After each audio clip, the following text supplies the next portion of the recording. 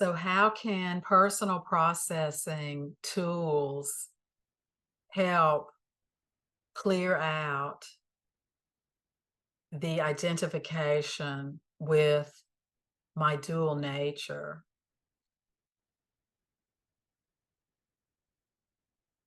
It's hard to explain. You have to feel it yourself.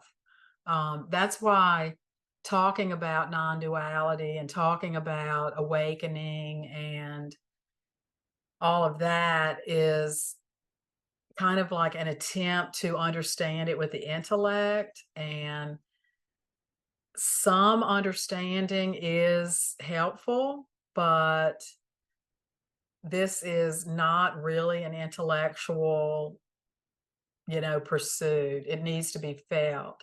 And so take a moment and just relax a moment, take a few deep breaths, and I'll try to explain how these tools can shift us from a place where I'm totally identified with the outside world as if I'm seeing this out here and this is something that is being seen. So the seer and the seen, this is duality. I'm here, this is what I'm seeing. And then there's the act of seeing it itself. The act of seeing it itself is coming from witness consciousness, from the observer, which is further back from the seer. So there's a seer, and then there's what I'm seeing, and then there's the witnessing part of self. And how can that all merge? It can all merge by looking at, so I'm the seer, and this is what I'm seeing. So we want to express what exactly this is that I'm seeing. And then mirror that back to the self. What does that say about me? And if the answer is nothing, I'm seeing something outside of myself that has nothing to do with me, then okay, you've got something there. Stay with it a little bit longer, because if you're being triggered by something outside of yourself, it does say something about you. It might be that you're seeing traits of someone that harmed you.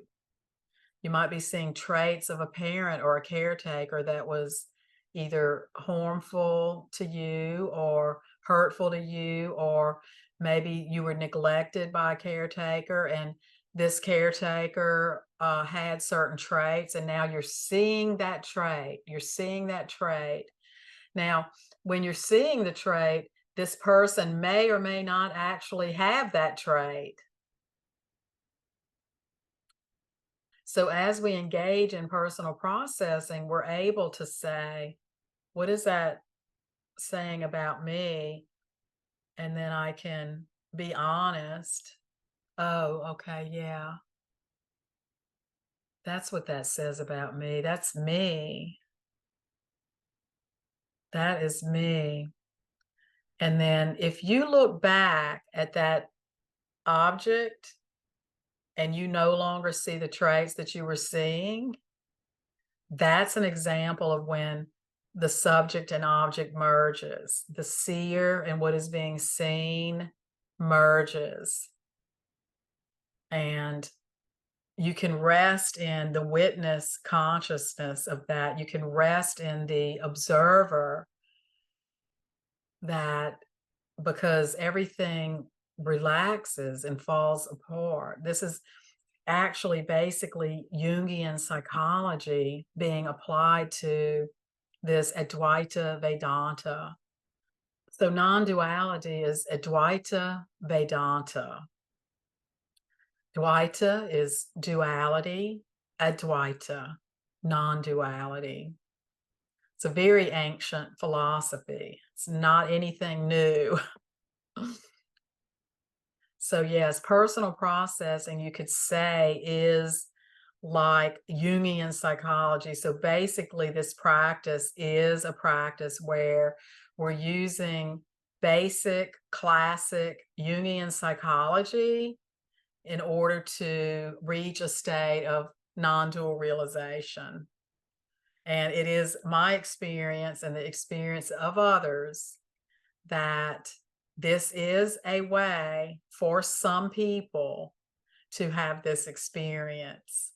Might not work for everybody. I'm not claiming to be an expert on Advaita Vedanta, but I did study this for many, many years under a classic, traditional, Orthodox Hindu brahmacharya guru.